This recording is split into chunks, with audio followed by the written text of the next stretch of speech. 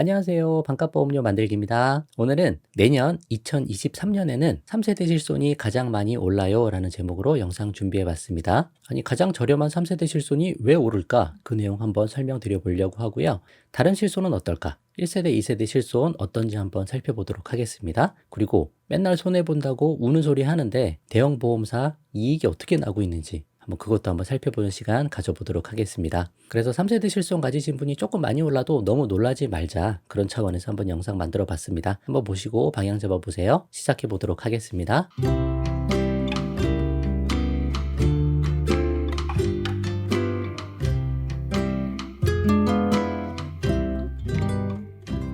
자, 2023년 실손 평균 인상률 예정치입니다. 비즈니스 워치에서 가져와 봤는데 실손의료보험 세대별 상품 비교를 이렇게 만들어 놨네요. 1에서 4세대까지가 있고 가입 시기 이렇게 나와 있으니까 여러분이 가입한 시기 생각하셔서 내가 몇 세대 실손인지 확인해 보시면 좋을 것 같아요. 자기부담금도 이렇게 표기를 해놨고 갱신 주기, 그리고 2023년 평균입니다.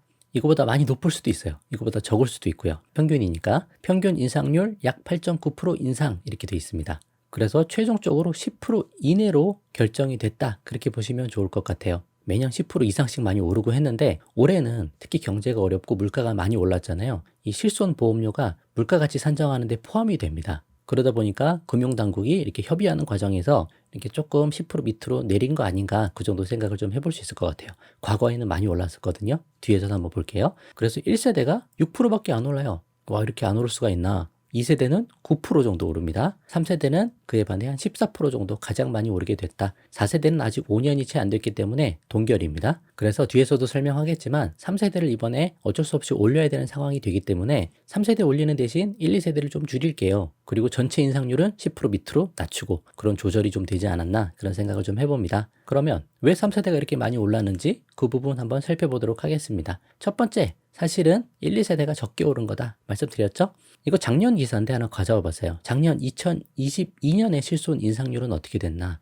1, 2세대가 한 16% 가까이 올랐습니다. 많이 오르잖아요. 3세대는 8.9%인데 이게 실제로 올랐다기보다는 실손 안정화 할인 들어갔던 게 해지되면서 상대적으로 오른 것처럼 이렇게 보이는 그런 효과라고 보시면 됩니다. 따라서 어찌됐든 1, 2세대가 이렇게 많이 올라왔는데 계속 얘기하잖아요. 25%까지도 올려야 된다. 그러지만 이번에 2023년에 1, 2세대는 많이 오르진 않는다. 그래서 1, 2세대가 적게 오르다 보니까 3세대가 좀 많이 오른 것처럼 보이기도 하고, 3세대를 올려야 되는 상황에서 1, 2세대를 좀 조절한 거다, 그렇게 볼 수도 있을 것 같아요.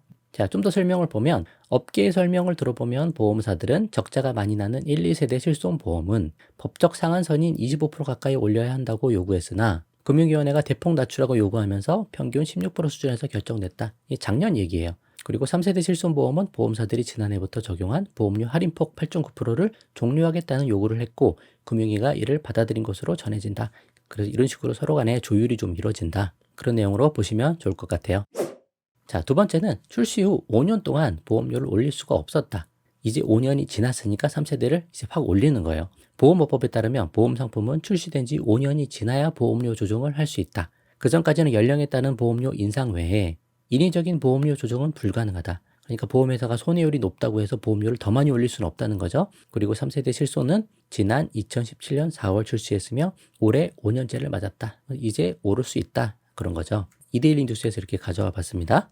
그래서 세 번째, 3세대를 계속 못 올리니까 현재 너무 낮은 보험료다 이거죠. 보험료가 너무 상대적으로 낮으니까 손해율이 좀 높아지는 거예요. 그래서 어쩔 수 없이 보험료를 올릴 수밖에 없는 그런 상황이다 라고 보면 좋을 것 같아요. 예시 들어보면 제가 40대 중반인데 3세대 실비 가지고 있다고 제가 계속 말씀드렸죠. 제 보험료가 월 13,090원이에요 지금. 그러니까 40대 중반에 13,000원이면 너무 저렴하잖아요. 또 저 같은 경우는 특별히 큰 거 아니면 보험금 청구 자체도 안 합니다. 보험금 청구 안 하면 보험료도 할인이 계속 들어가죠. 그런 부분도 있어서 그럴 수도 있고, 어찌됐든 3세대 자체가 너무 보험료가 저렴한 수준이다. 그래서 좀 올려야 되는 그런 상황인 것 같다, 이렇게 말씀드려 봅니다. 자, 네 번째, 보장은 좋은데 보험료가 낮으니 손해율이 급증하더라. 손해율이 많이 올랐네요 보니까. 보험연구원에서 보험업 감독 규정에 따라 실손의료보험은 신상품 출시 후 5년 내에는 요율 조정이 어렵다. 3세대 실손보험은 추가로 요율 인하 조치가 취해짐에 따라 손해율이 계속 악화되었고, 손해율이 높아지니까 보험료가 오를 수밖에 없다, 그런 내용입니다. 손해율 데이터도 있어요. 한번 볼게요. 3세대 실손의료보험 손해율, 손실액 현황인데 보험연구원에서 가져온 내용이고 2022년 상반기 자료까지만 나와 있는 거예요. 2022년 손해율 보면 여기 좀 굵은 색깔 127.1 손해율이 나온 상황입니다. 작지 않다. 요 정도에서 전 수렴할 걸로 봤는데 계속 오르더라. 그러니까 보장은 괜찮고 보험료 낮기 때문에 손해율이 계속 오르더라. 그 내용입니다. 어느 정도까지 올랐냐? 3세대가 127.1인데 2세대가 123.8이에요. 지금 2세대보다 3세대 손해율이 더 높아진 상황입니다. 그래서 3세대를 이번에 많이 올릴 수밖에 없다. 그렇게 된 걸로 보시면 좋을 것 같아요.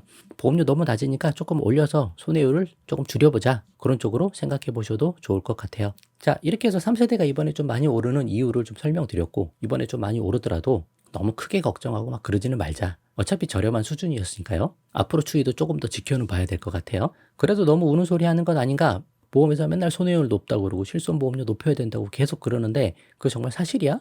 너무 우는 소리 하는 거 아니야? 그런 차원에서 한번 만들어 봤어요. 자, 손해율 계산. 보험회사에서 계속 얘기하는 손해율. 뭐 120%다, 130%다. 그거는 사업비 받은 거 다 빼고 계산하는 거다고 제가 계속 말씀드렸죠. 우리가 이 정도로 손해를 보고 있어요 라고 이야기할 때는 사실 받은 금액 다 가지고 계산을 해야 되잖아요. 근데 보험료로 받은 거 다 가지고 계산하는 게 아니고 거기서 뺄 거 다 빼고 손해율을 계산하더라. 그러니까 사업비를 빼더라. 직원들 월급 주고 건물 관리비 내고 뭐 그런 것들 다 차감할 거 차감하고 나머지 가지고 우리가 이렇게 많이 지급했으니 손해율이 이 정도 나온다. 그 말이 어불성설 아니냐 이거죠. 그런 부분은 조금 개선됐으면 좋겠습니다. 그리고 손보사 빅5 거대한 상반기 순이익이 낮다. 손해보험사 빅5 금년 상반기 매출액 순이익 한번 보시면 경기 메디뉴스에서 가져와 봤어요. 2022년 상반기, 2022년 전체도 아니에요. 상반기에 순이익이 지금 얼마가 나냐면 첫 번째 삼성화재 한번 보면 100만 원짜리니까 100만 원, 1000만 원, 1억, 10억, 100억, 1000억이거든요. 8천억 순이익이 났어요. 이 추세로면 1년 토탈에서 1조가 넘는 수익이 나죠. DB도 마찬가지예요. 두 회사는 1조가 넘게 순이익이 발생할 거다. 여기는 실손보험으로 손해보는 것까지 다 포함해서 계산한 거예요. 다른 세계 보험사도 이렇게 엄청난 순이익이 나더라. 현대해상 빼고는 나머지 다 합하면 1조 가까이 나올 수 있을 것 같은 그런 엄청난 순이익을 내고 있으면서도 실손으로 손해보는 거 어떻게든 지급 안 하려고 좀 그런 부분이 있죠. 이런 거 보면 좀 안타깝다. 그리고 보험회사가 영리회사라는 거 우리가 좀 알고 너무 보험회사를 믿고 그럴 것도 아니라는 거죠. 우리가 어차피 중요하니까 실비를 가입하지 않을 수는 없는데 최대한 중요하고 우리한테 유리한 거 그런 상품들만 유지하려고 노력하고 조금이라도 덜 중요하다 그런 거 다 빼고 내 자산을 내가 불려나가는 게 훨씬 더 중요하다. 만약을 위해서 보험을 가입은 하지만 너무 믿지도 말자. 저는 그렇게 말씀드리는 거예요. 그래서 보험료 뭐 30만 원, 50만 원, 100만 원 그렇게 내시는 거 절대 추천하지 않는다. 그런 말씀 계속 드리는 걸로 보시면 좋을 것 같습니다. 자, 오늘 내용은 이 정도로 하도록 하겠습니다. 도움되셨다면 구독과 좋아요 부탁드리고 공유도 많이 부탁드립니다. 마칠게요. 감사합니다.